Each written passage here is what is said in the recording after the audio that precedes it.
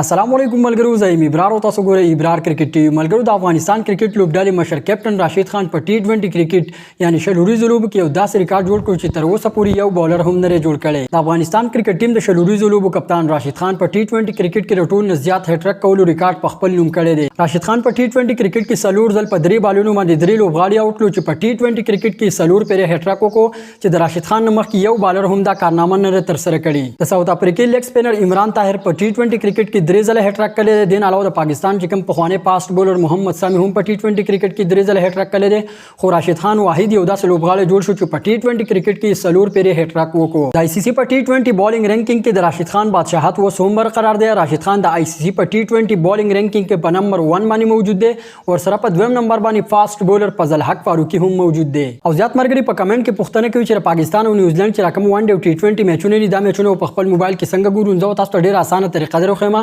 تاسو بلار شي په خپل موبایل کې پلی سٹور اوپن کړئ. د پلی سٹور نو تاسو تماشا اپلیکیشن ډاونلوډ کړئ. په تماشا اپلیکیشن باندې تاسو کولای شئ چې په فول ایچ ډي کوالټي کې تاسو میچ وګورئ.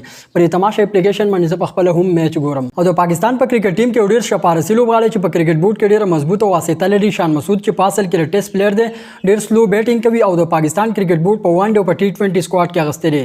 زما خیال له شان مسعود په ځای باندې اماد وسیم په ون ډے سکواډ کې پکارو. تاسو سره لري چې شان مسعود د پاکستان په ون ډے او په ټي 20 ټیم کې پکار دی او کنه خپل نظر زما سره ضروری شیر کړئ.